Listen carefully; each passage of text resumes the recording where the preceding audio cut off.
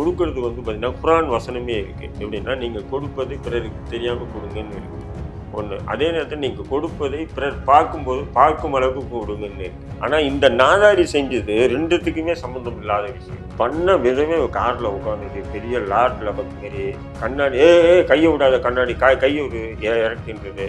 அப்புறம் அந்த கிளாஸில் பார்த்து பாத்தியா பின்னாடி பெருசு வருதுங்க பாருங்க, வருது அதுங்க இதுங்க. போகும்போது நீ ஏன் லார்டில் மாரி காரில் உட்காந்து கண்ணாடி இறக்கி வச்சிருக்க, இறங்கடா கீழே, இறங்கி நின்று மக்கள் வந்தாங்களா குடு அன்பா. ஒருத்தன் வந்து இங்கே வாடா அப்படின்னு சொல்லாதுங்க, அண்ணா வாமா இந்தாம்மா வச்சுக்குமா அப்படின்ற மாதிரி. அதுதான் தர்மத்தில் உயர்ந்தது. நானெல்லாம் இருந்தேன்னா அவனையும் அவன் பொண்டாட்டி இழுத்து ரோட்டில் நிறுத்தி அடிச்சிருக்கான். அந்த 50 ரூபா நோட்டை கவரில் போடுறது முதல் கொண்டு வீடியோ எடுத்திருக்கான். எவ்வளோ பெரிய ஐயோக்கியம். முதல்வர் கூட பேசி வீடியோ போட்டிருக்கான். அப்படிங்கும்போது திமுக ஆட்சியில் அவனை எப்படி கைது பண்ணுறாங்க, வச்சுருவாங்களா அவங்கள.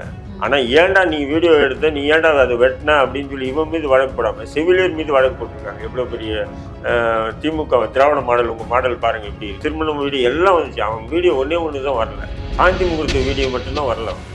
ஏன்னா நாளைக்கு காசுக்காக அதையும் பண்ணிட்டு போறான்றது. ஆண் பெண் 2 பேரும் மாற்றி புருஷனுக்கு தெரியாம பொம்பளைக்கு தெரியாம புருஷனையும் தானம் பண்றது தான்டா ரம்ஜான் மாசம். இவ ஏதோ பொண்டாட்டி மட்டும் வானத்திலிருந்து குதிச்ச பெரிய. கருப்பை புற்றுநோய் குறித்த சந்தேகங்களுக்கான தங்கம் ஹோப்பை இலவசமாய் அணுகுங்கள். கிங் டிவி நேயர்களுக்கு வணக்கம். நிகழ்ச்சியில் சிறப்பு விருந்தினராக இந்திய தேசிய லீக் கட்சியின் தலைவர் தடாரஹிம் இணைந்திருக்கிறார். பேசலாம். வணக்கம் சார். ரம்ஜானுக்கு ஏழை மக்களுக்கு சில விஷயங்கள் உதவலாம் அப்படின்னு சொல்லிட்டு யூடியூபர் இர்ஃபான் அவர்கள் போனார், காரில் வச்சு கொடுத்தாரு. அது பெரிய விமர்சனத்துக்கு உள்ளாகி இருக்கேன். நீங்கள் எப்படி பார்க்குறீங்க? இல்லைம்மா, ரம்ஜான் மாதத்தில் ஜக்காத்துன்னுவாங்க, சதக்கான்வாங்க. ஜக்காத்து சதக்கான்வாங்க. ஜக்காத் என்பது அந்த 2% கொடுக்கணும். அது ஒவ்வொரு முஸ்லீமும் இருக்கக்கூடிய அந்த வருமானம். இப்போ என்கிட்ட 1 லட்ச ரூபாய் இருந்துன்னு சொன்னால் அந்த 2% நான் கொடுக்கணும், ஜக்காத் கொடுக்கணும். கடமை அது, கடமை. எப்படி தொழுவது கடமை, எல்லாமே கடமை. அது அப்படியே கொடுப்பாங்க, எல்லாருமே கொடுப்பாங்க. அது செல்வந்தர்கள் பெரிய பெரிய கோட்டீஸ்வரர் மட்டும்தான், கார்பரேட் கம்பெனி தான் கொடுக்கணுன்றதுல நடுத்தர முஸ்லீம்களே கொடுப்பாங்க. குறைஞ்சது பார்த்தீங்கன்னா நடுத்தர முஸ்லீம்களே இப்போ ஒரு வீடு, சொந்த வீடு இருக்கு, ஒரு ஏதோ மாதம் நல்ல வருமானம் வருது, இவனே பார்த்தீங்கன்னு சொன்னால் 2-3 லட்ச ரூபாய் அந்த மாதம் ஃபுல்லாக செலவு பண்ணுவாங்க. ஜக்காத் கொடுப்பாங்க, அதுமாதிரி சதக்கா கொடுப்பாங்க. இந்த ரம்லான் மாதத்தில் ஃபித்ரா கொடுப்பாங்க, எல்லாருமே கொடுப்பாங்க. ஏதோ இர்ஃபான் மட்டும்தான் கொடுத்த மாதிரி இப்போ நீங்க கூட சொல்றீங்க பார்த்தீங்களா? இல்லை, ஏன்னா இஸ்லாமியருடைய கடமை. அவர் கொடுத்த முறை பல்வேறு அது முறை. ஆனா அது கொடுக்கறது பார்த்தீங்கன்னா குர்ஆன் வசனமே இருக்கு. எப்படின்னா நீங்க கொடுப்பதை பிறருக்கு தெரியாம கொடுங்கன்னு இருக்கு ஒன்று. அதே நேரத்தில் நீங்க கொடுப்பதை பிறர் பார்க்கும் அளவுக்கு கொடுங்கன்னு இருக்கு. ரெண்டுமே இருக்கு. பார்க்கும் அளவுக்கு கொடுங்க. ஏன் சொன்னா நீங்க கொடுப்பதை பார்த்து அவனும் கொடுக்கணும்னு மனசு வரணும் இல்லையா, அதுக்காக கூட. ஆனா ரெண்டுமே எண்ணத்தின் அடிப்படையில் தான் செயல்கள் அப்படின்றது குர்ஆன் வசனம். எண்ணத்து தான். நான் ஒருத்தர் கொடுக்குறேன், மறைச்சி கொடுக்குறேன் ஒண்ணு. இன்னொன்று நீங்க பார்க்கும்போது அவருக்கு கொடுக்குறேன்னு சொன்னா நீங்களும் கொடுக்க தூண்டன்றதுக்காக நான் கொடுக்குறேன். அப்ப என்னுடைய எண்ணம் தான், இப்ப எண்ணத்தின் அடிப்படையில் தான். ஆனா இந்த நாதாரி செஞ்சது ரெண்டுத்துக்குமே சம்பந்தம் இல்லாத விஷயம். இல்ல, யூடியூப்ல நிறைய பேர் பார்த்து அவங்களும் கொடுப்பாங்கன்னு நினைச்சிருப்பாரு. எங்க நீ பண்ண விதமே கார்ல உட்காந்துட்டு பெரிய லார்ட்ல மாரி கண்ணாடி கையை விடாத கண்ணாடி கையை ஒரு இறக்கின்றது. அப்புறம் அந்த கிளாஸ்ல பார்த்து பாத்தியா பின்னாடி பெருசு வருதுங்க பாருங்க, வருது அதுங்க இதுங்க வராங்க. நான் என்ன சொல்றேன், காருக்கு பின்னாடி வரதாங்க செய்வாங்க. ஏழைகளுக்கு கொடுக்குறேன்னு சொன்னா சந்தோஷம், அடிக்கிறேன்னு சொன்னா பயம் இருக்கா இல்லைங்களா? நீங்க தெருவில் போங்க, ஏதோ ஒரு 4 பிரியாணி 4-10 பொட்டலம் எடுத்துட்டு போய் 4 பேர் கொடுக்க போங்க. எனக்கு உனக்கு முந்திட்டு. அப்போ ஒரு பொட்டலத்தை புது வெளியில போய் வாங்கணும்னு நினைக்கிற போது அவனுக்கு எவ்வளோ அந்த கஷ்டம் இருக்கும் நீங்க நினைச்சு பார்க்கணும். அவன் முந்திக்கிட்டு வாங்குவாங்க, எனக்கு கூட உனக்கு கூட. ஏன்னா நம்ம கிடைக்காது போயிடுச்சுன்னா நமக்கு பட்டினியா இருக்கும்னு நினைச்சுதான் வாங்குவாங்க. யாருக்காவது சாப்பாடு போய் கேட்பான், நான் கேட்க மாட்டேன் இல்லைங்களா? அப்போ கேட்குற அளவுக்கு இருக்கிறான்னு சொன்னால் அப்போ எந்த அளவு, ஏன்னா வறுமையும் இருக்குது உலகத்தில், இந்தியாவில் அதிகமாக இருக்குது வறுமை. அப்படிங்கும்போது நீ போகிறேன்னு சொன்னால் ஏதோ கவர் கொடுக்குற, ஏதோ பொருள் கொடுக்குறேன்னா 100 இல்லை 500 பேர் நிற்க தான் செய்வாங்க. ஏன்னா நீ போனது சாதா போயிட்டு நின்று கூப்பிட்டு கொடுக்கல, நீ கேமரா உன் செட்டோட தான் நீ போயிருக்க. போது இந்த செட்டை பார்த்தா என்னடா இதேமாரி கொடுக்குறாரா, யார் ஏதோ கொடுக்குறாரா, வான்னு போய் தான் செய்வாங்க. போகும்போது நீ ஏன் லார்டில் மாதிரி காரில் உட்காந்து கண்ணாடி இறக்கி வச்சிருக்க, இறங்கடா கீழே, இறங்கி நின்று மக்கள் வந்தாங்களா குடு அன்பா. ஏழைக்கு கொடுக்குறேன்னு சொன்னா நீ அதாவது நீங்க ஆணவமா கொடுக்கறதோட அன்பா கொடுக்கறது தான் பெரிய விஷயம். தர்மத்திலே சிறந்த தர்மம். எப்படி ஒருத்தன் வந்து இங்க வாடா அப்படின்னு சொல்லாம கண்ணா வாமா இந்தாம்மா வச்சுக்குமா அப்படின்ற பாரு, அதுதான் தர்மத்திலே உயர்ந்தது. நீ ஏதோ கண்ணாடி இறக்கி விட்டு கையெடு அப்படின்ற நீ என்ன பெரிய ரவுடியா? அங்கேயாச்சும் மக்கள் வந்து ஏதோ அவன் கையை பிடிச்சிருத்தாங்க அது எதுன்னு சொல்லி சண்டை போட்டான். நானெல்லாம் இருந்தேன்னா அவனையும் அவன் பொண்டாட்டி இழுத்து ரோட்ல நிறுத்தி அடிச்சிருக்கான். நான் தப்புமா அது. அதுவும் பாருங்க, அந்த 50 ரூபா நோட்டை கவர்ல போறது முதல் கொண்டு வீடியோ எடுத்திருக்கான். எவ்வளவு பெரிய அயோக்கியத்தனம். இல்ல நீங்க உங்க குரான்ல சொல்லியிருக்கிறதுங்கிறது சொல்றீங்க. இப்போ வந்து அவர் வந்து ரம்ஜான் அன்னைக்கு கொடுக்குறாரு, ஏழை மக்களுக்கு கொடுக்க போறேங்கிறதெல்லாம் வீடியோ போட்டு கொடுக்குறாரு. இப்போ அவர் கொடுக்கறது 50 ரூபா வச்சு கொடுக்குறாரு. ஆனா அந்த வீடியோவால அவருக்கு அதுக்கு மேல வந்திருக்கும் ரெவென்யூ, லட்சக்கணக்கில் வந்திருக்குன்னு வைங்களேன். அப்ப அது தானத்திலேயே சேராதே. அவனுக்கு தானம் பண்ண அவனுக்கு வந்து எப்படின்னா ஏற்கனவே அவன் அப்படிதான். அதாவது இப்போ நீங்க கூட பெண்ணா இருக்கீங்க, உங்க கணவருக்கும் உங்களுக்குமே வந்து சில நேரங்களில் வந்து நமக்கு பிறகு குழந்தை ஆனா பெண்ணான்னு தெரிஞ்சுக்கணும்னு ஆசை இருக்கலாம். அது தெரிஞ்சுக்கிறதுக்காக மருத்துவர்கிட்ட போய் ரகசியமா தெரிஞ்சுக்கிட்டு எல்லாருக்குமே இருக்கும். ஆனா இந்த நாய் என்ன பண்ணா, துபாயில போய் தெரிஞ்சுக்கிட்டு அதை ஒரு வீடியோ போட்டானா இல்லையா? அது சட்டவிரோதமானு சொல்லிட்டு பெரிய இஷ்யூ ஆனதுக்கப்புறம் நான் மன்னிப்பு கேட்குறேன் அப்படின்னு சொன்னனா இல்லையா? ஆனால் அந்த வீடியோ எடுக்கல. அது வியூவர்ஸ் போயிட்டே இருந்தது. அடுத்தது என்ன பண்ணா, சில பேர் வந்து பார்த்தீங்கன்னு சொன்னால் திருமணமாகி குழந்தை பெற்றுக்கும் போது குழந்தை பிரசவ நேரத்தில் கணவன் கூடவே இருக்கும். எவனா வீடியோ போட்டிருக்கேன் நானும் கூட இருந்த பொண்டாட்டி பிரசவம் போது நான் சொல்கிறேன். ஆனால் நீ நாதாரி என்ன பண்ணுறேன், நீ கூட இருந்ததாகவும் அந்த தொப்புள் கொடியை நான் வெட்டினதாகவும் வீடியோ போட்டேன். எவ்வளோ பெரிய அயோக்கியத்தனம். அப்போ இது சட்டவிரோதம். ஆனால் இதுக்கு வந்து நீ வந்து கைது பண்ணி ஜெயிலில் போட்டு இவன் 2 நாள் அவன் வந்து அந்த கஸ்டடியில் உட்காந்து ஜெயில் சோறு தின்னுந்தானா அவன் திருந்திருப்பாங்க அவன். அப்போ முதல்ல நீ அந்த பாலினத்தை இது பண்ணும்போதும் கைது பண்ணல, 2வது அவன் தொப்புள் கொடி உங்க இஸ்லாத்துல இதெல்லாம் வந்து தவறு இல்லைன்னு சொல்லுதா? இதெல்லாம் நானா சொல்றேன். சட்டம் இருக்கு, சட்டம் வந்து இந்தியாவுல தடை செய்யப்பட்டது. எது சொல்றீங்க? உங்க மதத்துல பாலினம் தெரிஞ்சு கொள்வது, குழந்தை கருவில் இருக்கும்போதே தெரிஞ்சு கொள்வது சரின்னு சொல்லுதா?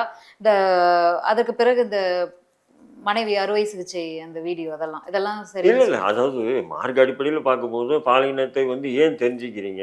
இது இறைவனுடைய ஒரு இது. அது ஆனா பெண்ணா எது இருந்தாலும் அந்த இறைவன் புறத்தில் வரக்கூடிய ஒரு செல்வம் அப்படின்றதுனால நீங்க ஏன் தெரிஞ்சுக்க முடிக்கிறீங்க அப்படின்றதுதான் பார்வை. ஆனா இன்றைய இன்னைக்கு இருக்கக்கூடிய விஞ்ஞான உலகத்துல தெரிஞ்சுக்கணும்னு சொல்லி நிறைய முஸ்லிம்களும் விரும்புறாங்க. அது தவறுன்னு சொல்ல அது வேற விஷயம். ஆனா அது தெரிஞ்சுக்கிட்டது நீ உலகத்துக்கு காட்டணும்னு நினைக்கிற பார்த்தா இதுதான் அயோக்கியத்தனம்ன்றது. இப்ப நிறைய பேர் முஸ்லிம்கள் பணக்காரன் என்ன பண்றான்னு சொன்னா மருத்துவரை பார்த்து ரகசியமா பார்த்து தெரிஞ்சுக்கிறான், அது வேற விஷயம். ஆமா தெரிஞ்சுக்கிறாங்க, அது மனதில் அவங்களோட வச்சுக்குவாங்க. அதே மாதிரி பிரசவம் நடக்கும்போது மனைவி கூட இருக்கக்கூடிய கணவர்கள் எத்தனை பேர் இருக்காங்க. நீங்க அதை வீடியோ எடுத்து போறப்ப இதுதான் சட்டவிரோதம்ன்ற.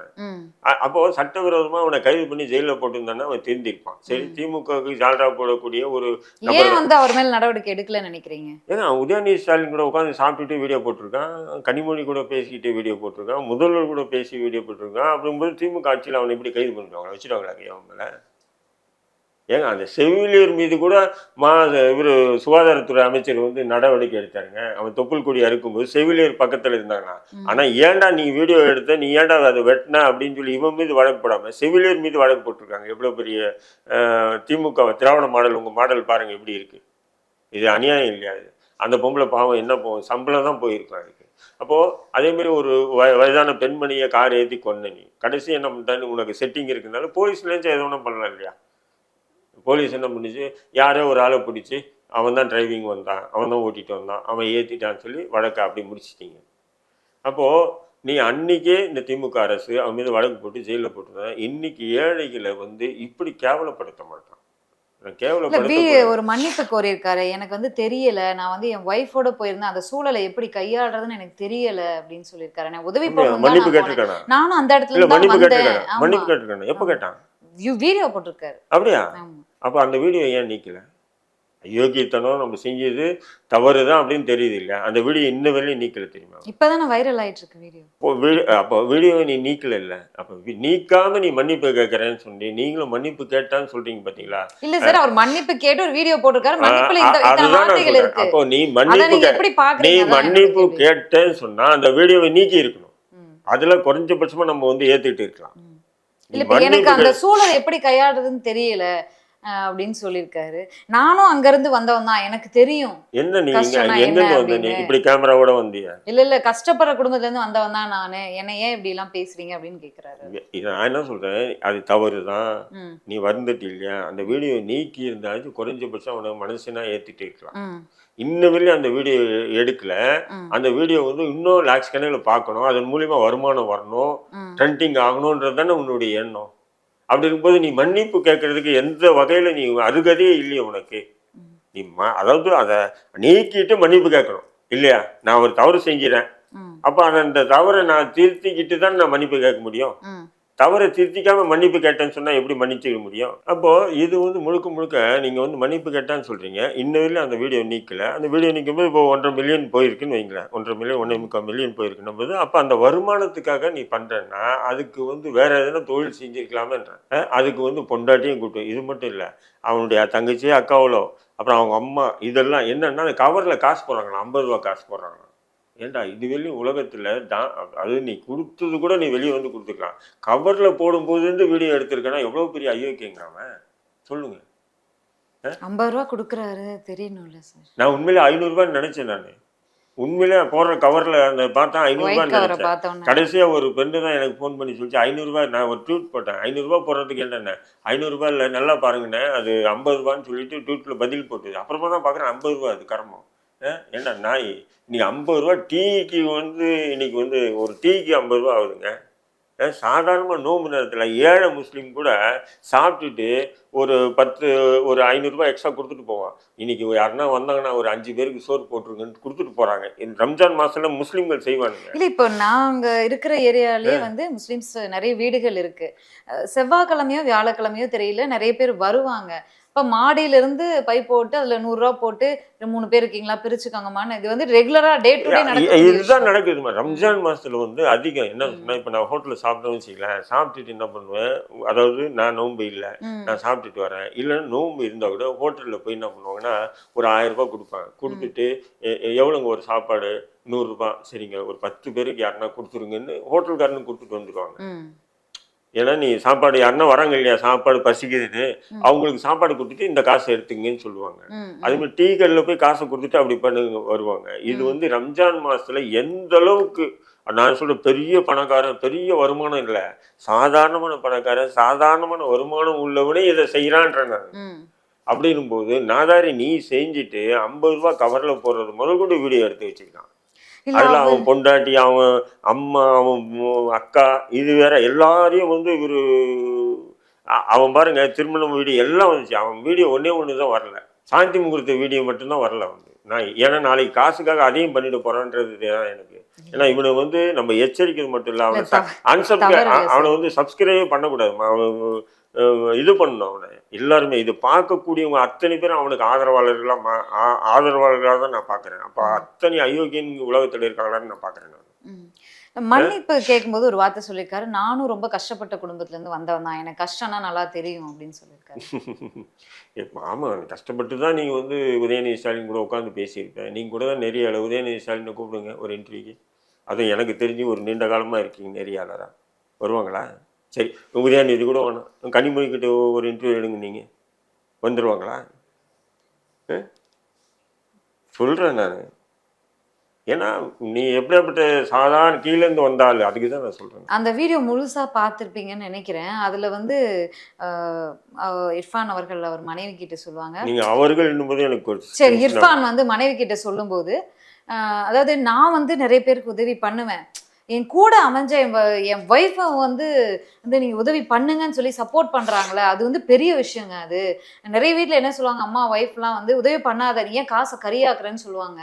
ஆனால் என் ஒய்ஃப் வந்து இந்த ஐடியா கொடுத்ததே என் ஒய்ஃப் தான், என் ஒய்ஃப் சொன்னதால தான் இந்த விஷயம் வந்து இஸ்லாமும் தெரியாமல் உலக விஷயமும் தெரியல மர்ம விஷயமும் தெரியல அந்த நாய்க்கு.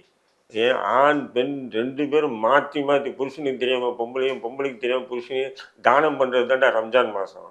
இவன் ஏதோ இவன் பொண்டாட்டி மட்டும் வானத்திலிருந்து குதிச்ச பெரிய மாரியே ஏதோ இவன் பொண்டாட்டி மட்டும் தான் இவளுக்கு அனுமதிச்சிடலாம். எல்லாருமே சொல்கிறேன், நான் கொடுக்க மறந்தாலும் என் மனைவி என்ன பண்ணுவாங்க, அவங்க என்ன பண்ணுவாங்க அந்த நேரத்தில் தானம் பண்ணுவாங்க. அந்த நன்மை கிடைக்கும்ன்றதுக்காக. ஏன்னா ரம்ஜான் மாதம் நீங்கள் எவ்வளோக்கு எவ்வளோ உங்களுடைய பொருட்கள் நீங்கள் வந்து தானம் பண்ணீங்க அவ்வளோ நன்மை கிடைக்குன்றது இஸ்லாம். அந்த இஸ்லாத்தை பின்பற்றக்கூடிய அனைவரும் ஆண் பெண் இருபாலரும் சேர்ந்து செய்யுது. உன் பொண்டாட்டி மட்டும் உனக்கு உதவல, எல்லார் பொண்டாட்டியும் உதவுவாங்க இந்த விஷயத்துக்கு.